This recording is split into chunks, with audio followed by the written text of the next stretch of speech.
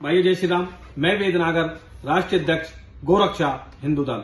जैसे कि आपको पता है कि महाराष्ट्र के अंदर एक अब्बू आजमी जैसे देशद्रोही गद्दार ने औरंगजेब को लेकर एक ऐसा बयान दिया है कि जिससे हमारे शासक, हमारे पूर्वज संभाजी महाराज का अपमान किया है। मेरी समझ में नहीं आता कि ऐसे जहरीले सांपों को ये भारत और भारत के प्रदेश की सरकार कब तक इनको दूध पिलाती रहेंगी। मेरी समझ में नहीं आता कि महाराष्ट्र सरकार एक बिल पास कर ऐसे गद्दार को सीधा फांसी क्यों नहीं दे देती। ऐसा एक नहीं, अब्बू आजमी जैसे सैकड़ों जहरीले सांप इस देश के अंदर पनप रहे हैं, जिनको मेरी समझ में नहीं आता कि इनके लिए कठोर कानून की व्यवस्था क्यों नहीं की जा रही। आज हमारी सरकारें हैं हर प्रदेश के अंदर। मैं माननीय प्रधानमंत्री जी से, माननीय राष्ट्रपति महोदया से मैं हाथ जोड़कर विनती करना चाहता हूं कि अब्बू आजमी जैसे इन जहरीले सांपों को कुचल देना चाहिए, इनको चौराहे पर खड़े कर इनका एनकाउंटर कर देना चाहिए, इनको फांसी दे देनी चाहिए। एक ऐसा लुटेरा, एक भारत का ऐसा गद्दार जिसको हम सनातन धर्म के लोग कभी नहीं भूल सकते, ऐसे उस औरंगजेब जैसे कुत्ते को इतना बड़ा बवंडर बनाकर जिसने हमारे हजारों मंदिरों को तोड़ा और उन पर मस्जिदों की स्थापना करी, सनातन धर्म को कुचलने का काम करा और उसके सम्मान में जो कसीजे पड़ रहा है, ऐसे अब्बू आजमी जैसे गद्दार को इस देश के अंदर रहने का कोई अधिकार नहीं है।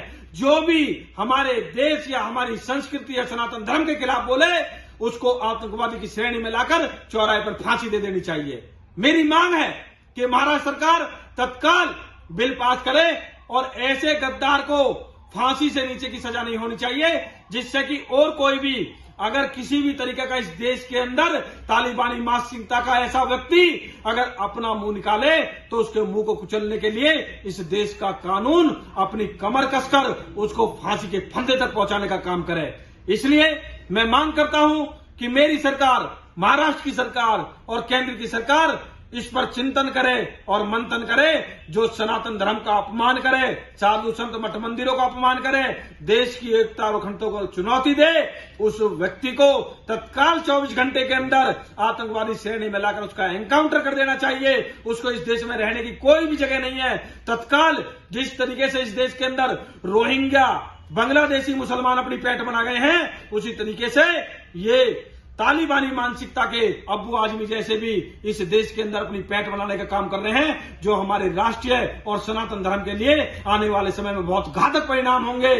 उनको ध्यान में रखते हुए तत्काल इनको मौत की सजा होनी चाहिए और जितने भी बांग्लादेशी रोहिंग्या मुसलमान हैं, उनको तत्काल मेरी भारत सरकार और सभी प्रदेशों की सरकार मिलकर एक कठोर कानून लाकर 24 घंटे के अंदर या तो इनका एनकाउंटर करे या इनको खदेड़ने का काम करे। अगर ये आतंकवादी मानसिकता के अगर यहाँ पर रोहिंग्या और बांग्लादेशी नहीं खदेड़े गए तो ये फिर रोज एक नए अब्बू आजमी को जन्म देंगे और इसकी देश की एकता और अखंडता को चुनौती देते रहेंगे।